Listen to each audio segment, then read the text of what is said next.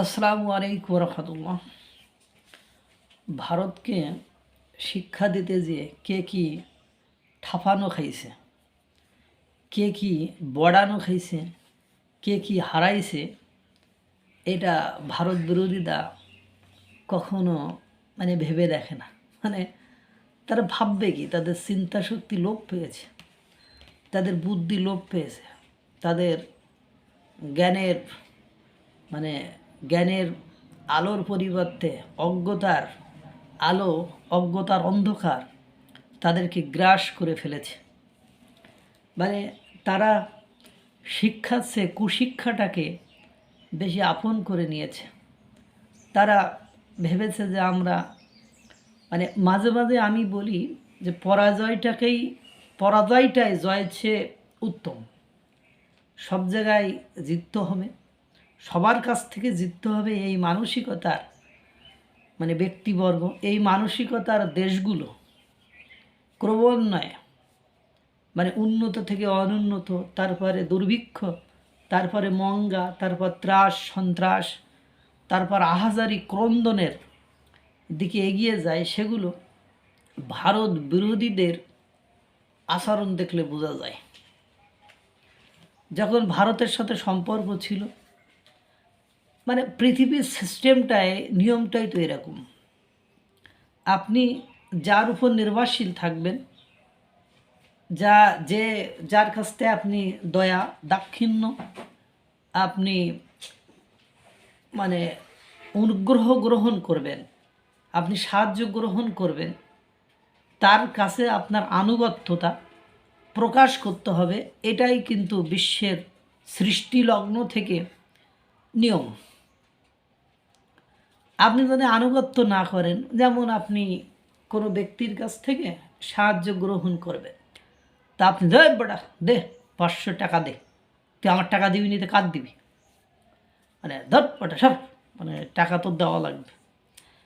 আপনি যদি ঝাড়ি দেন, আপনার যদি তার কাছে আপনার সাহায্য দরকার, আবার আপনি তাকে ঝাড়ি দিচ্ছেন, তো বটা তোর সাথে আমি চোখে চোখ রেখাই কথা কব, তোর সাথে আমি চোখে চোখ রেখে কথা বলবো, তুই আবার কি করবি, আমার সমস্ত বিপদে সাহায্য করবি। তো প্রশ্ন তখন থেকে যায়, যে সাহায্য করবে সে বলবে, বেটা তুই আমার চোখে চোখ রেখে কথা বলবি, তুই আমার অসম্মান করবি, তুই আমার ক্ষতি করবি, আবার আমার তোকে সাহায্য করতে হবে। এ নিয়ম শিখাই লোকে তোরে, এই বিধান শিখাই লোকে তোরে। তো তোরে সাহায্য তো দূরের কথা, তোর সাথে আজ থেকে সম্পর্কই রাখবো।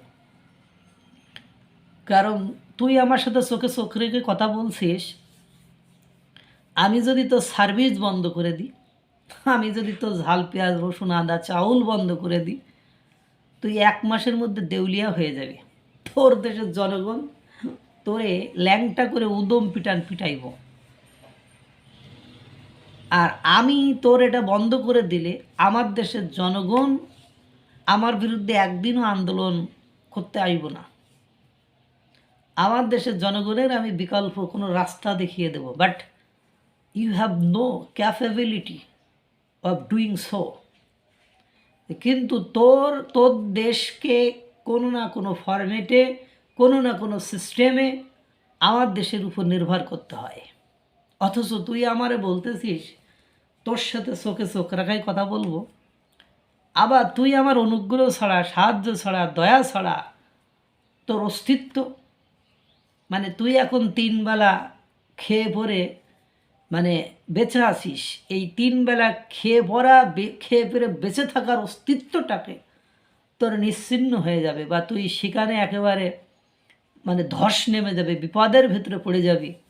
আবার তুই আমার চোখে চোখ রেখে কথা বলবি, আমি এটা কেন মেনে নেব? এইটা আমি মেনে নেব না। যা, তোর সাথে সম্পর্ক ব্রেকআপ, কেটে দিলাম। তারই ফলস্বরূপ বিপদ একের পর এক আসবে। It's a natural process. তোরে আগে পানি দিয়ে সাহায্য করতাম, পানি বন্ধ। তোরে আগে বিদ্যুৎ দিয়ে সাহায্য করতাম, বন্ধ। তোরে আগে পেঁয়াজ দিয়ে সাহায্য করতাম, বন্ধ। তোরে আগে চাউল দিয়ে সাহায্য করতাম, বন্ধ। তোকে আগে ট্রানজিট দিতাম, সেই ট্রানজিট ব্যবহার করে তুই বিশ্বের বিভিন্ন দেশের সাথে ব্যবসা করতিস, বন্ধ। তোর দেশের অনেক জনগণ আমার দেশে বসবাস করতো, আমি তাকে এখন পুশিন করে দিলাম। তোর দেশের অবৈধ যে সন্তানেরা আমার দেশে এসে শেল্টার নিয়েছে, তাদেরকে সার্চ করে ধরে তোর দেশে পাঠিয়ে দিলাম। তোর দেশের গরু চোরেরা আমার দেশ থেকে আসলে আমি তাদেরকে ইচ্ছামতো শাস্তি দিয়ে দিলাম। এখন তুই কী করবি? কর, চোখে চোখ রেঙায় কথা বল। তোর যে সক্ষমতা, সেই সক্ষমতা অনুযায়ী তুই আবার কি করতে পারিস, কর। এখন ঘটনা হয়েছে যে এই সক্ষমতা যে নেই, এটাই মানে যদি মাথার ভেতরে থাকতো যে আমার কোনো সক্ষমতা নেই, আমার কোনো যোগ্যতা নেই, তাহলে এত লাফাইতো না, এত ফাল পাড়তো না। এবার এর সক্ষমতা নেই, যোগ্যতা নেই, তারপরেও এই ফাল পাড়ার পেছনে যে তাকে বলছে যে আসি রে ভাই, তোর সাথে আসি, তোরই তো বড় ভাই আমি, একবারও ভাবে না যে আমার পেছনে আছে বলে, সক্ষমতা আছে বলে আমাকে পাম দিচ্ছে, সেই বড় ভাইয়ের কি সক্ষমতা আছে? সেই বড় ভাই তো সেই বড় ভাইয়ের অবস্থা আমার চেয়েও খারাপ। অর্থাৎ পাকিস্তানের অবস্থা মানে বাংলাদেশের চেয়েও অনেক খারাপ। বাংলাদেশের অর্থনৈতিক যে সক্ষমতা রয়েছে, সেই অর্থনৈতিক সক্ষমতা থেকে যোজন যোজন যোজন দূরে পাকিস্তানের অর্থনীতি। পাকিস্তানে নট এ সিঙ্গেল ডে তারা একদিন সুখের মুখ দেখে না, তাদের পামে পড়ে, তাদের ঠেলাই পড়ে। আমরা ভারতের সাথে চোখে চোখ রেখে কথা বলতে যে আমরা যে পাকিস্তানের ছোটো ভাই, সত্যিকার অর্থেই মানে সকল বিপদের ছোটো ভাই হতে যাচ্ছি, যে ওদের অর্থনৈতিক অবস্থা ভঙ্গুর, আমার দেশের অর্থনৈতিক অবস্থা is going to this line, ওই একই লাইনে যাচ্ছে। যেমন দেখেন না, মার্কিন যুক্তরাষ্ট্র শুল্ক আরোপ করে দিল, শুল্ক কমিয়ে দিল, 20% শুল্ক করলো, কিন্তু শুল্ক আপনি কমাইলেন, কমায়েছে, কিন্তু আপনার দেশের যারা ব্যবসায়ী তারা আমার সাথে ব্যবসা করে না। মানে মার্কিন যুক্তরাষ্ট্রের যে ব্যবসায়ীরা তারা বাংলাদেশ থেকে অর্ডার নেয় না, লাভ হলো কি? বা তোরে 5 বিঘা জমি দিয়ে দিলাম, যা দিয়ে দিলাম, তা দিয়ে দিলেন, বাট সেখানে ব্যারন ফিল্ড, অনুর্বর ভূমি, সেখানে করে ফসল উৎপন্ন হয় না, ফসল উৎপাদন করার কোনো সম্ভাবনা নেই। তো ওই ব্যারন ফিল্ড নিয়ে আমি কী করব? তো শুল্কের বিষয়টা বাংলাদেশের ক্ষেত্রে ঠিক ওরকমই হয়েছে। যদি শুল্কটা ব্যালেন্স মানে আগের মতো থাকতো, ভারতের কম আমাদেরও কম, ভারতও ব্যবসা করেছে আমরাও ব্যবসা করছি, তখন একটা থাকতো। কিন্তু ভারতের শুল্ক বাড়িয়ে বাংলাদেশকে কমিয়ে দিলে বাংলাদেশের মানুষ একটা স্বপ্ন দেখেছিল যে এইবার হয়তো বা ভারতকে আমরা পোশাক শিল্পের ক্ষেত্রে টপকে মার্কিন বাজার দখল করে নেব।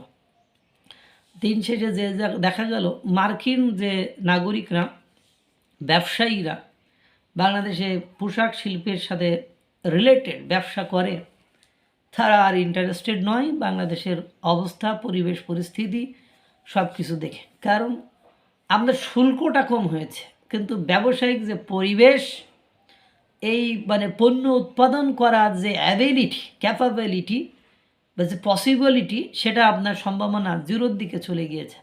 যদি বলেন কেন, তাহলে আপনি সুন্দর করে বুঝতে পারবেন আপনার ক্যাপাবিলিটি কেন কমে গেছে।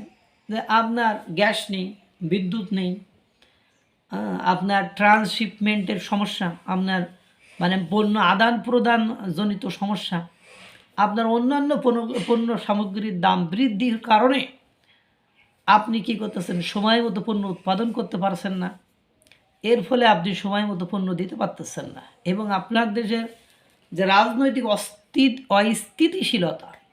অস্থিরতা, এই অস্থিরতার কারণে বিভিন্ন সময় বিভিন্ন পণ্য নষ্ট হচ্ছে, বা বিভিন্ন মানে কলকারখানা বিভিন্ন সেক্টরে মানে আগুন লেগে যাচ্ছে, যার কারণে বিদেশরা অর্ডার দিতেও ভয় পায় যে পণ্য উৎপাদন করে যদি ডেলিভারি না দিতে পারে বিমানবন্দরে আগুন লেগে যাচ্ছে। আর বড় ভাইদের অবস্থা, বড় ভাইদের সাথে তাদের কোনো প্রতিবেশী আর বাণিজ্য করতে ইন্টারেস্টেড নয়। আফগানিস্তান থেকে টমেটো খাইল, আফগানিস্তান গতকালকে দেখলাম বলে দিয়েছে যে 3 মাসের মধ্যে মানে ব্যবসায়ীদেরকে বলেছে পাকিস্তানের সাথে ব্যবসাটাকে ক্লোজ করে দাও, ক্লোজ মানে বন্ধ করে দাও, সীমিত করে দাও, দ্যাট মিন্স ক্লোজ করে দাও। অর্থাৎ তাদের সাথে আর ব্যবসা করে না। তাদের অর্থনৈতিক যে মন্দা, অর্থনৈতিক যে দেউলিয়াত্ব, তাদের যে দুর্ভিক্ষের মানে যে পর্যায় বা সময় কাটাচ্ছে, সেটা আরও মানে কঠিন হয়ে গিয়েছে। তার দেশের যে বিদ্রোহী, একের পর এক বিদ্রোহী গোষ্ঠী সৃষ্টি হচ্ছে, সেই বিদ্রোহী গোষ্ঠীরা তাকে নিপীড়ন নির্যাতন মানে তাকে অস্থির করে তুলেছে। বাংলাদেশে ঠিক আমরা সেম লাইনে সেম স্টাইলে, কারণ মানে আপনি কি করবেন, আপনি মুড়িওয়ালার কাছে যে তো আর বিস্কুটি বানানোর গল্প শুনতে পারবেন না। মানে আপনি যদি মুড়িওয়ালার কাছে যান তাহলে আপনি মুড়ি বানানোর টেকনিক জানতে পারবেন। আপনি যদি সন্ত্রাসীর কাছে যান তাহলে আপনি সেখানে সন্ত্রাসের টেকনিক শিখতে পারবেন। আপনি যদি ইঞ্জিনিয়ারের কাছে যান তাহলে আপনি ইঞ্জিনিয়ারের টেকনিক শিখতে পারবেন। তা ঠিক ওরকমই আপনি ভারতের সাথে না মিশে ভারতের সাথে শত্রুতা করে আপনি পাকিস্তানের সাথে রিলেশন করেছেন। তো Pakistan is famous for destructive works, ওরা ধ্বংসাত্মক কর্মকাণ্ডের জন্য তারা বিখ্যাত। তাদের কিছু ক্রেডিট আছে, সুনাম আছে, যে পুরো বিশ্বে সেই ক্রেডিট আর সুনামগুলো তাদেরকে সবসময় উৎসাহিত করে। মানে সেটা হলো কি কি, তারা সন্ত্রাস তৈরির কারখানা, তারা সন্ত্রাসী সাপ্লাই দেয়। তাদের দেশের একাধিক বিদ্রোহী গোষ্ঠী আছে যারা ছোট বাচ্চা থেকে শুরু করে নিরীহ জনগণের উপরে হামলা চালায়। ইভেন ইফ সরকার কারণে অকারণে প্রয়োজনে অপ্রয়োজনে সাধারণ জনগণের উপর বোমা নিক্ষেপ করে, সেখানে বাকস্বাধীনতা নেই। সেখানে মানে বাকস্বাধীনতার ব্যবহার করলে কারাগারে যেতে হয়। ঠিক আপনি তাদের কাছ থেকে এই সংস্কৃতিটুকুই তো শিখবেন। এই সংস্কৃতির বাইরে আপনি কি শিখবেন, আপনাকে কি শিখাবে? মানে তাদের জ্ঞানের দৌড়, তাদের পরিসীমা তো ওই জায়গায় যেয়ে আটকে আছে। এবং তারা আর একটা জিনিস শিখিয়েছে যে মাথা উঁচু করে বাঁচার নাম করে কিভাবে মাথাটা একেবারে নিচু করে মানে নষ্ট করে ফেলতে হয়, মাথাটাকে একেবারে ধ্বংস করে ফেলতে হয়, সেটা তাদের কাছ থেকে শেখা যায়। কিভাবে বিশ্বটা এরকমই, আপনি অর্থনৈতিকভাবে ক্লাবস ধ্বংস, তার মানে বিশ্বের কেউ আপনাকে ভালোবাসবে না। It's a natural process. আপনি অর্থনৈতিকভাবে শেষ মানে আপনি শেষ। দিন শেষে যে যারাই বিশ্বের সবচেয়ে বেশি শরিয়া আইন মানে, তারা দেখলো এই ফকিরনি পাকিস্তানের সাথে সম্পর্ক রাখা যাবে না। তারা সেই আফগানিস্তান এখন এই ফকিরনি পাকিস্তানের হাত ছেড়ে তাদের সাথে ব্যবসা বাণিজ্য বন্ধ করে মানে বিশ্বের সবচেয়ে বড় গণতান্ত্রিক রাষ্ট্র ভারতের হাতটি ধরেছে। আর এই ভারতের হাতটিকে ছেড়ে আমরা বিশ্বের সবচেয়ে টেরোরিস্ট কান্ট্রি স্বীকৃত মানে সন্ত্রাস সাপ্লাইয়ের যে রাষ্ট্রটি, তাদের হাত ধরেছে। বাস্তবতা ঠিক এই জায়গায় এসে দাঁড়িয়েছে। আর কিছু বলতে চাই না, যেটা বুঝাইতে চেয়েছি যদি বুঝে থাকেন ভালো, না বুঝলে আরও ভালো, কারণ আপনিও ফকির হন, আমাকেও সাথে করে নিয়ে যান। এই ডায়লগ দেওয়া ছাড়া আমার আর কিছু বলার নেই। আল্লাহ তাআলা সকলকে ভালো রাখুক, সুস্থ রাখুক। আসসালামু আলাইকুম ওয়া রাহমাতুল্লাহ।